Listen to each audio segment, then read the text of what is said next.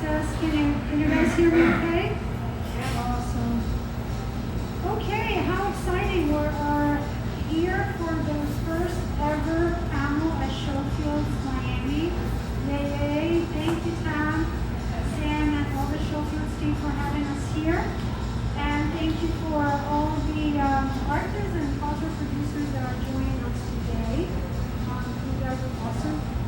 So welcome also to those who braved ours and are joining us today. As you can see, we're all safely spaced and we're all masked up, and we want to make sure everybody feels comfortable. We're so excited to finally be able to gather in person to talk about something that we all feel very strongly about, and it's really one of the underpinning themes that SHOWFIELDS has been dealing with, which is about how can we become more sustainable. So what we're going to be talking today about, it's artists who are Miami-based, whose practice is exploring sustainable practices, not just in terms of environmental and ecological issues, but also to explore how artists and cultural producers can become more sustainable in what they do.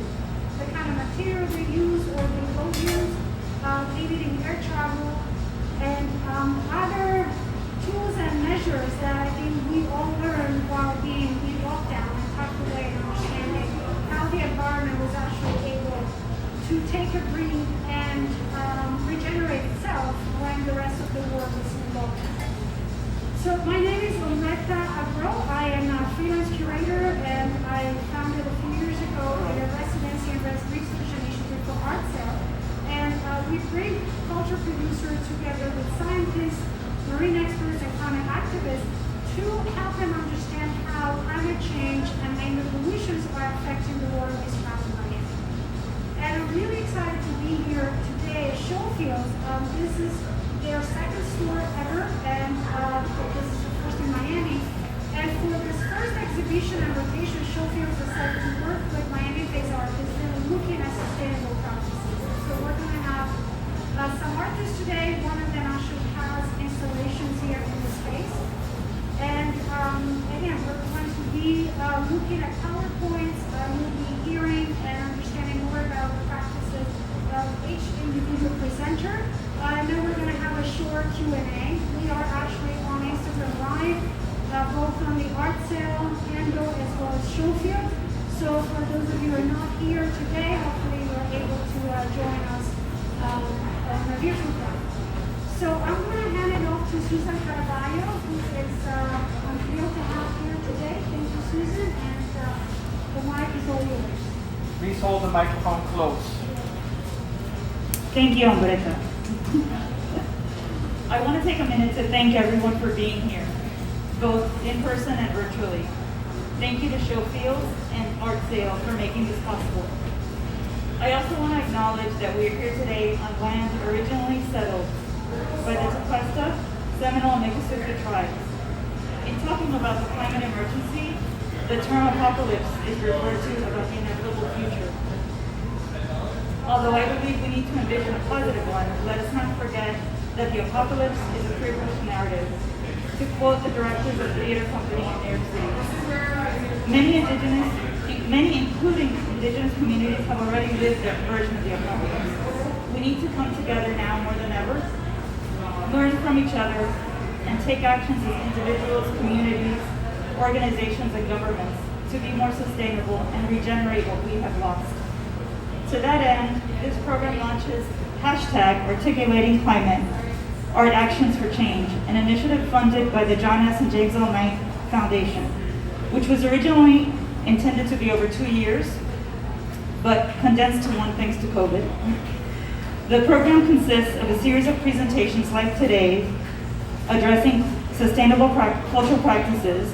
It also includes a series of new works by South Florida-based artists addressing climate change issues, culminating in an immersive transmedia theatrical experience co-commissioned by Live Arts Miami and the Deering Estate in fall 2021. I'm excited to kick off the Articulating Climate initiative with these amazing artists here today, who each are approaching the climate crisis and honoring the planet in their own way. Without further ado, and and before my glasses completely fog up, I invite them to introduce themselves and address the question, what does sustainability mean to you? And, well, next to me. Hi everyone, I'm so happy to be here. My name is Beatrice Chachamovitz. I am an artist and an artivist. I work mainly with coral reefs and ocean conservation. So my answer for this question is sustainability for me is more of a mindset than anything else, is a way of life, and it's something that it's always put forward as thought into everything that we do. As an artist that talk about this, I feel like in my work I approach sustainability in a form of the choice of materials that I make and the way that I discard my materials, and also in everyday life adventures, like, because my work is about the ocean, everything that I do and how I do it, it's connected to it. So, in a way, I don't eat fish that is overfished. I do not eat sea creatures that has very torturous ways for us to eat. I choose materials and I choose consumption in a way that will address my work the way that I address the corals. So, I believe that that is my answer for this question. Marvelous. Disney? Hello! Thanks, ARTSail. Thanks, Tam and SHOWFIELDS. Thanks, Susan Caraballo. I appreciate you having me here tonight. Firstly, I am outraged by the amount of plastic that is being passed down to me via consumption. At the beginning of the pandemic, I started thinking about how there's going to be a major increase in the amount of disposable and single-use plastics that were going to be out there on the street, on the beaches, and in my own recycling bin. So I decided immediately when the pandemic started that I was going to control, contain, and catalog each and every bit of waste that came through my stream. These are 2 bags of over 26 bags of material that I collected in just the past amount of time of this pandemic. What I try to do with these materials is I feel completely obsessed by not putting it in a recycling bin because I know it's not being recycled properly. I don't want it to be a Mount Trashmore, the highest elevation of South Florida. So I have to punish myself and learn how to use this garbage to make something transcendent. I push myself to try to use styrofoam in a way that other artists would think about using as ceramics or video art or fine art photography. Thinking about new techniques that control these plastics, because let's be realistic. They're hyper longevity, they're super lightweight, they're space age materials. They're just being used in an inappropriate way. We cannot continue down the single-use plastic anymore. This is fucked.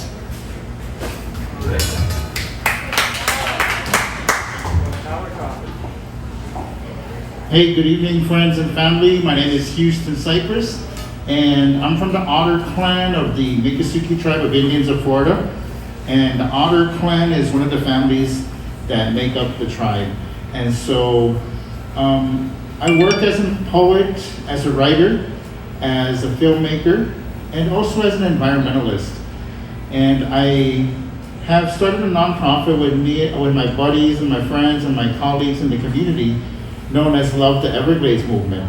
And it's an experiment in social practice where we are demonstrating what indigenous solidarity could look like here for the region of South Florida.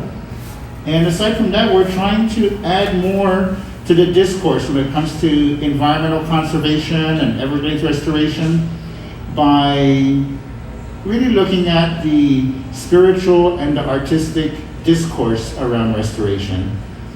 And so when I think about sustainability, what does sustainability mean to me is really influenced by my relationship with the local indigenous communities and other faith communities that I've been collaborating with. And so sustainability means to me upholding the vitality and the integrity of the circle of life. And we do that by a full spectrum approach that engages our bodies, our minds, and our spirits. And so again, it's upholding the vitality and the integrity of the circle of life. And I'm really honored to share this space with you and get to know y'all better. Thank you. Hi, Christina Peterson. Is that a good one?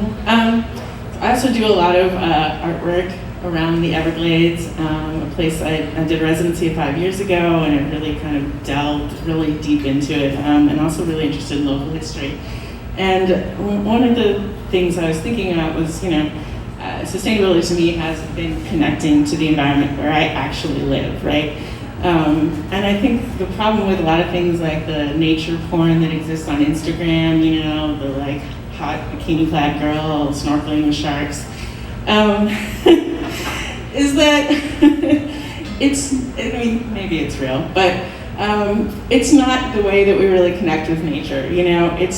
It can't just rely on this idea of wild places anymore. It has to be about getting to know the stuff in your own backyard. If you don't pay attention to the trees and the birds and the bay where you actually live, you can't possibly become a steward for the planet. And that's a tricky thing to do in Florida, and I trash talk being here all the time, but I also know what an incredible place this is, and with an ancient past, and I think we need to develop a real sense of pride where we live in order to fight it for it.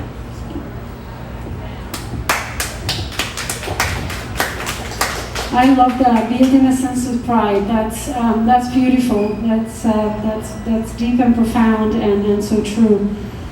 So what we're going to do now, if our technical issues have been resolved, we're going to have a short PowerPoint presentation where each panelist is going to be introducing their own practice, and then again that will be followed by Q&A first amongst the panelists, and then anyone that has questions or thoughts or comments, obviously would love to hear from you. The whole idea is that this should be a very dynamic and interactive and engaging conversation for all those who are involved, not just for those who are sitting here. So let me quickly check where are we at. Okay, so we may have not resolved our issues yet. So what are we going to talk about? Are we 5 minutes? Perfect. I guess I can talk a little bit about my own take on sustainability, and that so something that I really thought a lot about during these months, where I've been able and blessed to absorb so much content through webinars and fora and engagements of any sorts on the virtual platform, is really that sustainability is no longer enough. We really need to think about regeneration. So what I mean by that is that doing less harm to our environment, to our communities that are being gentrified and communities are being pushed out, it's just no longer enough. We really need to figure out how can we regenerate through building more circular economies that are beneficial to all parties involved, both in urban setting as much as in rural setting and natural setting. And that's something that I really try to live by. I love to travel, and I think there's going to be a conscious choice of travel less, even once travel restrictions are happening. We've actually organized a really interesting panel a couple months ago for the IKT, which is International Association of Contemporary Curators of Contemporary Art. And what we were exploring was also thinking about us as a curatorial community. How can we make our own practice as culture producers, as maker of culture, more sustainable? How can we hold ourselves and the institutions that we work within, that we collaborate with, accountable to become more sustainable? And one thing that we were discussing at a panel discussion there was, certainly the need of more transparency, right? So all institutions should be able to measure and communicate what is the carbon footprint of the various projects that they do.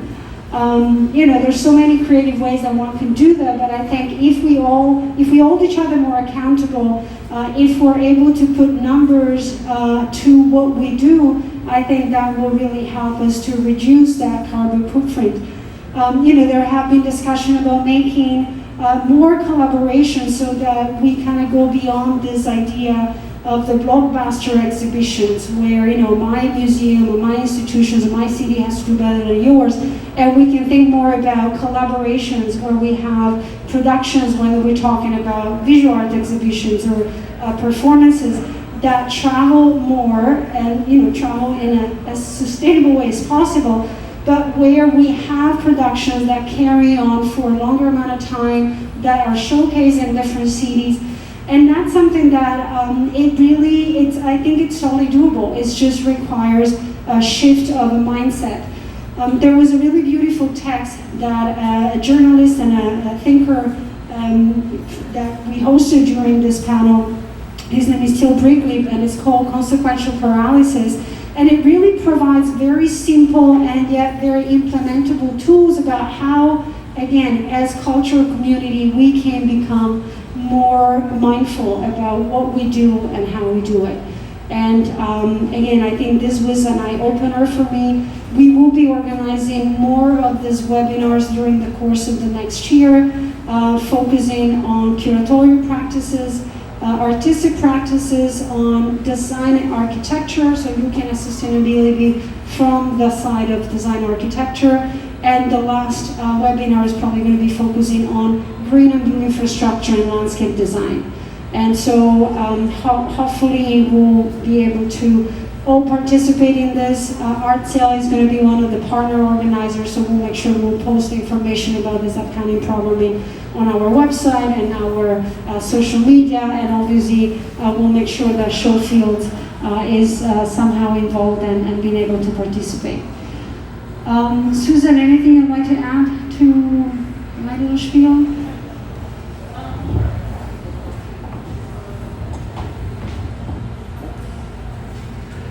Yes, just one thing that you said really resonated with me, which was the idea of, like, for example, taking an exhibition and having a little bit of longer life. I feel like I started to do that with some exhibitions when I was artistic director at the Art Center, now Light Arts. Really the idea of even just taking an exhibition that's been already curated and really think about it for different spaces, which is not a new concept, but so many times you see exhibitions that just go up and down in a very short time frame, and I'm trying to think about that differently. Like this project that I'm planning for next year, which is a little bit of a hybrid between an exhibition and a performance and a lot of different things. It's a whole transmedia project. We're planning on filming it, for example, so it could also be virtually accessible at an international level, precisely for that reason. So not even, of course, I'm all about reducing our carbon footprint, but it's sometimes we put so much work into these types of projects. So even without thinking about the carbon footprint, it's like we do put so much effort into these projects, and they're sometimes so fleeting. Add to that the layer of the carbon footprint that they take, and how much we're really impacting the earth with them. I think we need to really think about that. I'd love to hear from the artists. So I know we're waiting on the, is it ready? Oh, great. Oh, okay. Excellent. So while we have a little bit of setup. Yeah, sure. Is there an arts community right now selling carbon credits to the cultural communities around the world so that they can travel and have less angst about it? Did you know of it? That I know of, no, but there are several organizations. I don't know if you are aware of any, but I know there are a lot of organizations, well, not a lot. There are some organizations that are really looking at the carbon footprint for museums and different art institutions. Julie's Bicycle, based in London, right, is really one of the leading organizations that's really looking at this. And there's several other ones, mostly in Europe, I have to say. I believe there is an organization in the States, but I don't remember the name offhand. If I had time to go on my computer, I could probably give it to you. But it is, I think we're behind. We're definitely behind Europe on this topic, and I think it's something that we all need to think about more. So when Umbreta told me about this panel, You know, it really fit into what we're thinking about with articulating climate in terms of looking at sustainable practices. And you know, I know we're going to hear from you all in terms of how you think about that, but that's one thing that I think, you know, all institutions and artists really need to think about. You know, I mean, I spend my life doing this that you just did, you know, and collecting things for artists. And you know, and my partner like is constantly like asking, "Who's that for now?" Because oh yeah, I've got some things for you for sure. So, but yeah, I mean, I try to think about this all the time and really reusing and just reducing. You know, so I think we need, you know, as I said in the intro, I think as individuals we need to think about this. Not only artists as individuals, but also as communities. We have to come together that way, and also organizations and of course governments. But I think it's all the different layers, because I've had these conversations with other cultural producers in town, and sometimes I get, you know, the macro response of like, really has to be at the macro level, and I agree with that. I don't think, of course it has to be, but we also have to, everybody has to do their part. Go from the individual to the community, to the, you know, organizations playing a vital role. You know, this is why museums and other arts institutions, it's really key that they do this. You know? So, are we ready on this front?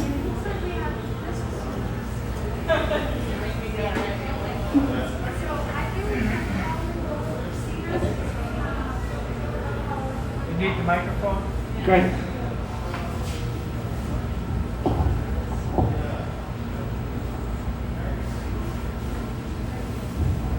Well, just figures. Oh, now it's sideways. Okay, well, I can start off saying that, you know, for me, again, thinking about sustainability in my art practice, there's two really important things that started happening. One was that I obviously became really, really interested in the local history and environment in a deep way and putting that into my artwork. And the other thing was I got out of the market-driven gallery system and started figuring out how to put my artwork directly into those places. And that was really life-changing. I was really unsatisfied with being in a gallery, but I didn't know what else to do, because when I went to school, they just said that's what you do, and I think that was a big waste of my money. But really responsible. So I had to figure it out on my own. But one of the amazing things happened. Like I said, I did the art residency in the Everglades, and then I got invited to do a large-scale performance there for their anniversary. And so I did this performance. There was this, I wish I had my images there. Come back to that.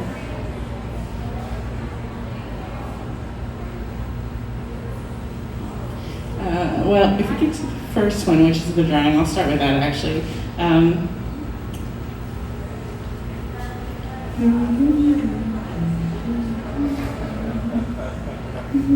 Sorry, guys. Anyone else want to talk for a minute? Any questions you'd like to ask?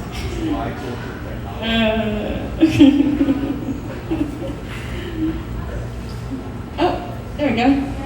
Yay! Keep it there. Okay.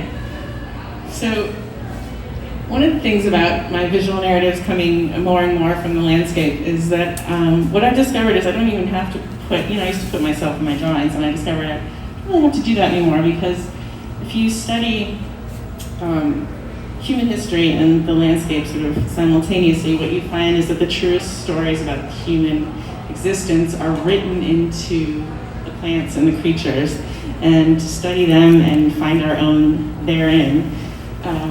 So this was a great example of it that I did early on. It's two trees from the drawing, or two trees from the graves of female Southern writers that I love, Eudora Welty on top and Zora Neale Hurston. And what's amazing is these two trees, the species, the juniper on top in the graveyard in Jackson, Mississippi, of this white woman who always did well, and the Brazilian pepper below of Zora Neale Hurston, who died in poverty. and was buried in an unmarked grave on the side of the railroad tracks, really act as portraits for their lives and their deaths in a lot of ways. Next.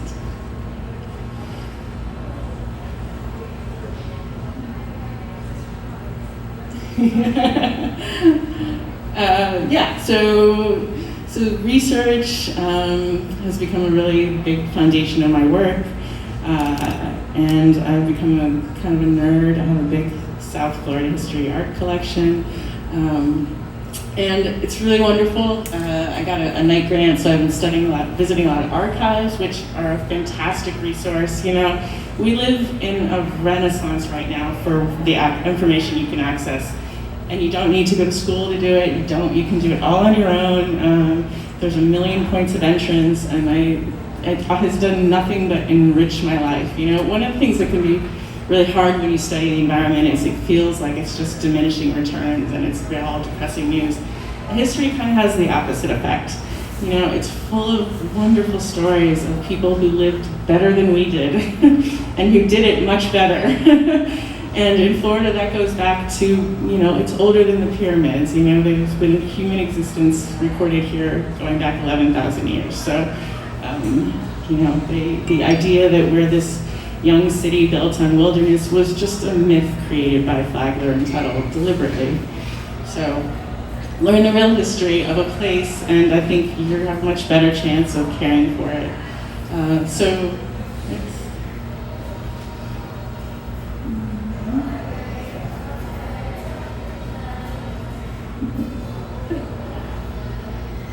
Is it easier if I do it from here? No? Maybe. I don't know. Okay.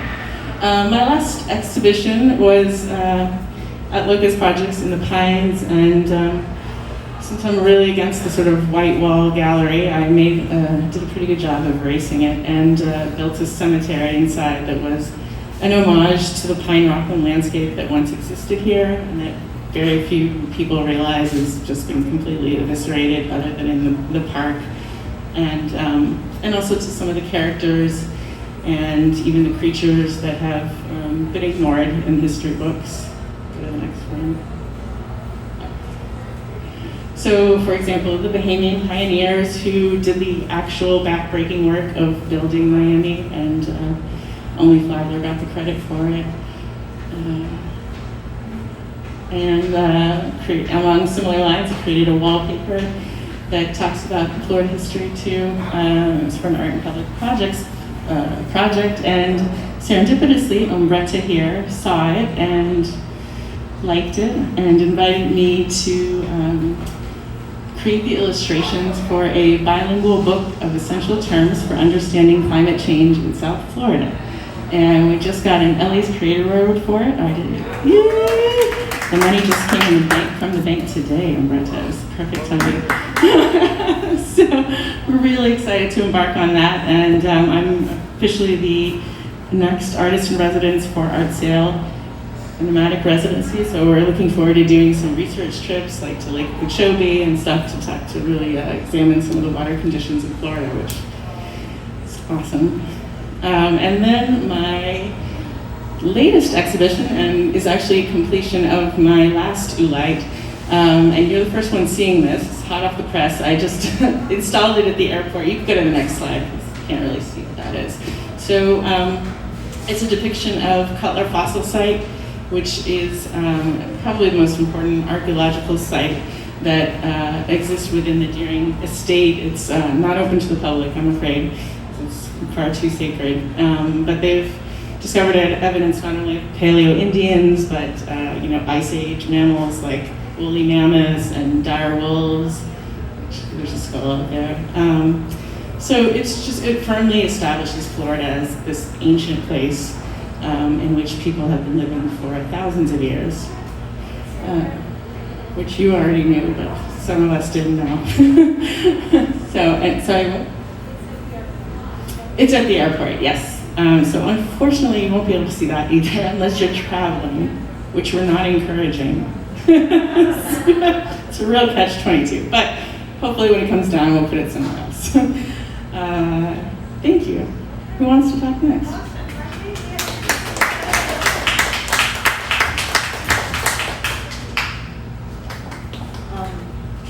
Thank you, Christine. That was amazing. I just learned a bunch, seriously. I'm a new person in Florida, so all these history, yes. All these things that you're talking about is very enlightening for me because I am originally from Brazil and I've just recently moved to Miami. It's been almost 2 years that I'm here in the city and I'm just in awe with everything that's happening here, especially in regards to our coral reefs here in Florida, which it's what my work is about, and that's why I moved here. I moved here because I felt like I'm originally from São Paulo, in a city where there is no ocean, there is no connection, and most people do not understand that everywhere the corals are important. So my work started to talk about the ocean in a way of an archival situation to try to show people the species that are in danger and why they are in danger. So talking about coral bleaching and ocean acidification and plastic pollution, sound pollution, every single layer that is destroying our coral reefs today. This work that is right here is one of the ways that I found to show people exactly what ocean acidification is and what is happening with the shells and the skeletons of the coral. So the idea of this work is that I pour water into my sculptures, and because they're not fired clay, they start to crumble. So in 11 days that this piece was immersed, what happened is the result of it is what is actually underwater. It is a graveyard of crumbled corals. Ocean acidification is something that destroys the alchemy of the creatures that are trying to create their exoskeleton. So in that way, it's very complicated for them to form and to grow. So the idea is that once we're talking about the coral reefs, I started to understand that just doing my work was not enough. I needed to educate people and I needed to bring science and the base of science into what it really is. So I started to create installations on the spot at the beach with people just there, especially kids, because kids are the next generation, and how can we bring them into the knowledge and the love for the ocean? Because I also understood that while in my practice, people protect what they love. And so if we want people to protect the earth, we have to make them fall in love with it again. A long time ago, we as a species divorced ourselves from nature, and that brought about a lot of problems for us. So my work, in a way, serves the ocean in a way that I want people to fall in love with it, so we can together protect it. We can go to the next slide. One before. So here, it's this exhibition was the first scientific exhibition that I was a part of in Brazil. It was held at the National Museum of History, and it was an exhibition about the history of coral reefs in Brazil and about endangered species. So my part in the exhibition was to talk about plastic pollution and coral bleaching and how these two aspects are really destroying our corals all over the world. And the sad thing about this exhibition is that after 3 months it was open, the museum burned down. And that was one of the main things that made me want to leave Brazil, because I understood that my work didn't have the impact that I needed. And I found that Miami has this openness to receive my work in a way that I've never experienced before. Here's my first installation underwater. So the idea of this project is to create artificial reefs so we can give base and give structures for the corals to grow. Here you can see in the top right is this huge, amazing barge putting in all the sculptures of the ocean. And this was this was something that had a lot of impact for me, because I've never ever actually believed that I could mitigate structure, ways to really help the corals.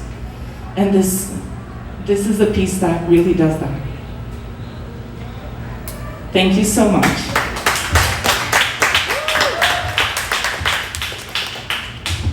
Who's next? Oh, I didn't talk about that one. It's okay. I think we can move along. Oh, yes. Okay. Sorry. Okay, guys. Just a little bit more about me and my work. This is my latest exhibition in collaboration with two amazing local artists from Miami. We took all of my pieces and together we created a storyline on mapping and soundscaping of what is really happening underwater. So we're talking about the cycle of life of coral reefs in a way that we show them vivid, we show them heating, and we show them dead. So we can talk about this in a very immersive situation so that people can really realize and see with their own eyes what's happening. Thank you. This was at the Center for Subtropical Affairs. Yeah. Thank you, everyone.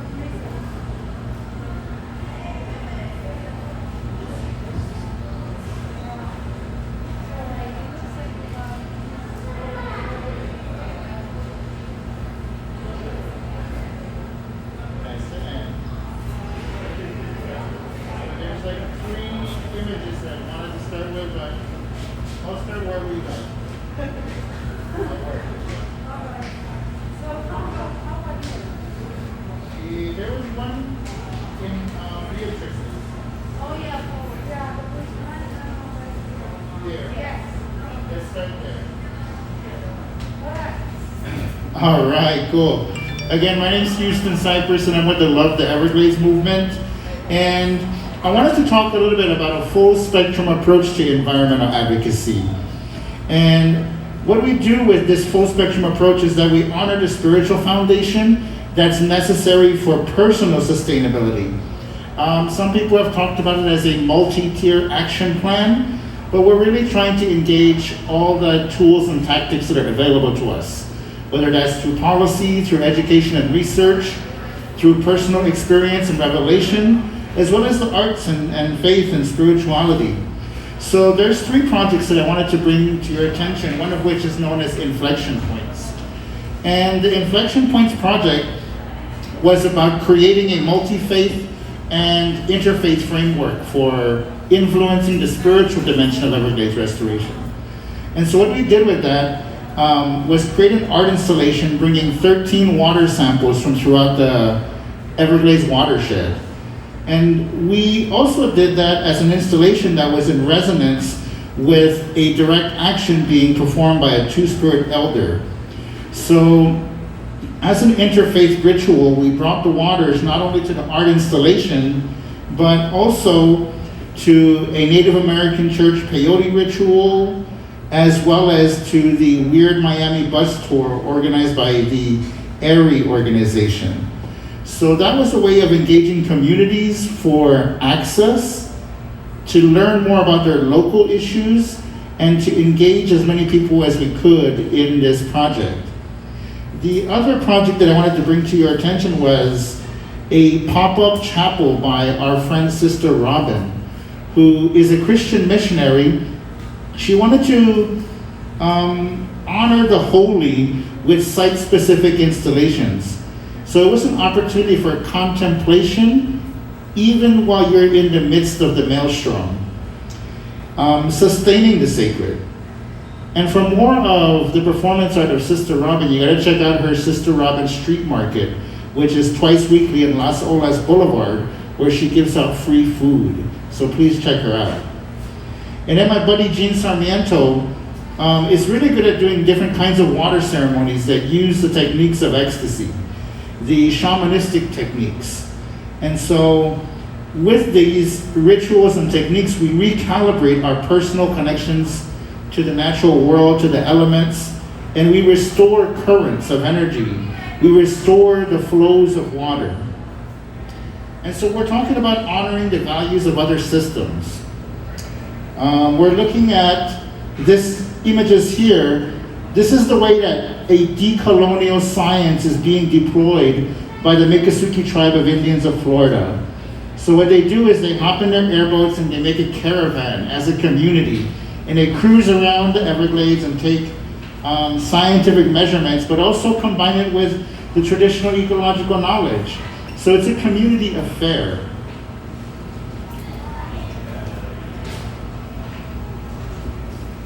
So when you're out there in these places, you're gonna see that the river of grass, if you're lucky enough to spend a night out there, it becomes a river of stars.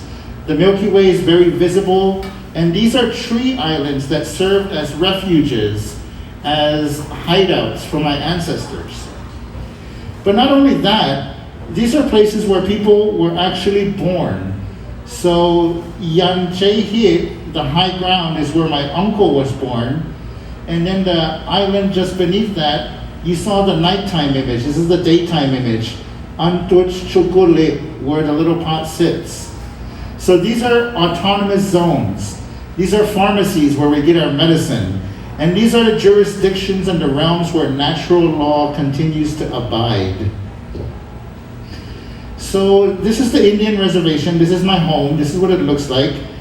But these places can also be sites of reconciliation. If we can muster the diplomacy, the vulnerability, and the willingness to heal. We don't want to let these land acknowledgements become reconciliation without a reckoning, because we got to be able to reckon for and account for how this little sliver of fill material has become Indian country. And we can reckon and also honor the traditions of storytelling, science, and sovereignty. So it's about creative solidarity with the natural world. How do we show up for each other?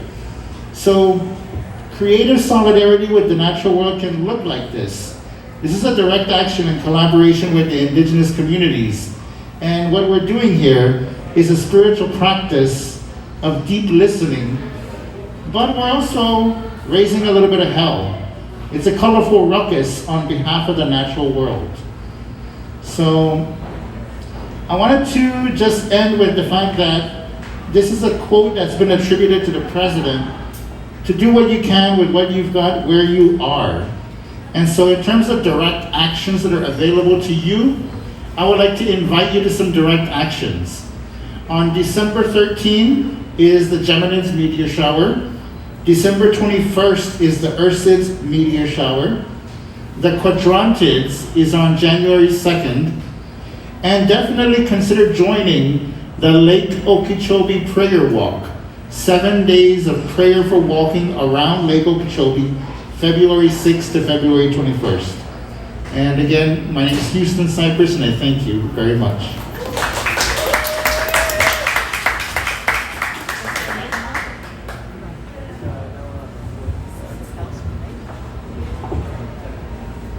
Alrighty, I'm the artist D NASA B.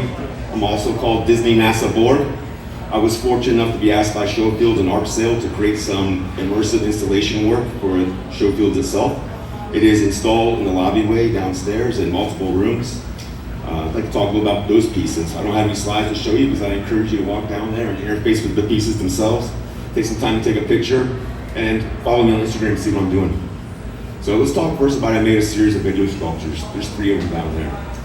The important part of those things are called the LCD blooms, or LCD blossoms. What they are is data ecosystems. They're ad hoc networks of consumer electronics hijacked to play my artwork in conjunction with the sculptures on the screen. I came around to making video sculptures because I was doing video analog synthesis and live DJing events and working with video in interesting ways.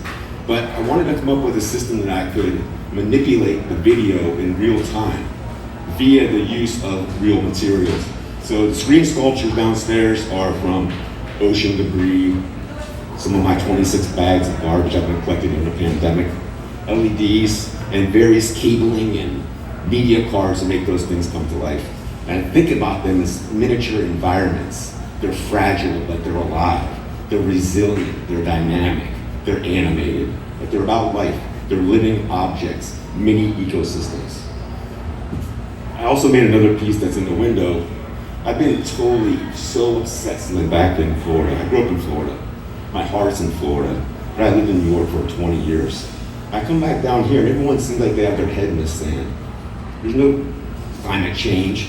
The water isn't rising. The boats aren't higher. Salt water's not on the streets of my neighborhood. This is a complete falsehood. So the piece in the window downstairs, I've been going to the same beach all the time. I'm watching since I've lived here. First, a whole wave of sea grapes are being washed into the ocean last year. 3 weeks later, after another king tide, a big storm, another front of sea grapes and mangroves are going into the ocean. It's been relentlessly nonstop. So I've started to try to get those materials off the beach. And they go into the ocean, they get back into the surf. I'll take my chainsaw, I cut them out. They're down there with plastic to look like a rebirth, a regeneration with plastic and life. Just makes no sense, but it's trying to bring some sense to those root balls. Those sea grapes were wonderful anchors to the beach that I love so much. And it felt so just not right to me to leave those materials sitting there, unused. So now they have a new place on Lincoln Road. I'd like to just encourage you to look at the work.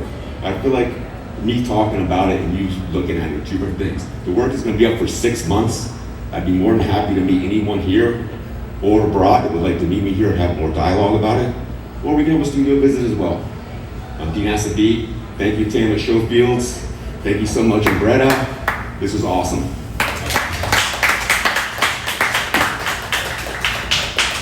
Awesome. Well, thank you guys all so much. This was fantastic, informative, exciting. I wish we just could continue this conversation, and maybe we will.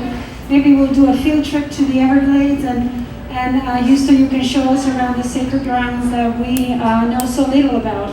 And you know, with your guidance and your knowledge, I think there is something that we can all discover, and that is just so deep and precious. Again, thank you, Tam and Sam and the whole SHOWFIELDS team for hosting us. Apologies for those of you who are watching us online. We had a little bit of technical glitch, but we know how these things work. And so thank you for sticking with us, and have a wonderful rest of your weekend. Have a wonderful rest of your evening. Mask up. Stay safe and stay home if you can. If not, follow us on our art adventures. Thank you all so much.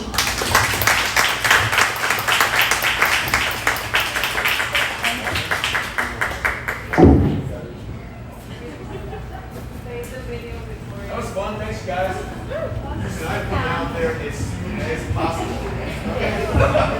So bad. I said my friend, I should have come with him. You missing your flyer? I can post absolutely have to come out and my wife and see what's going on.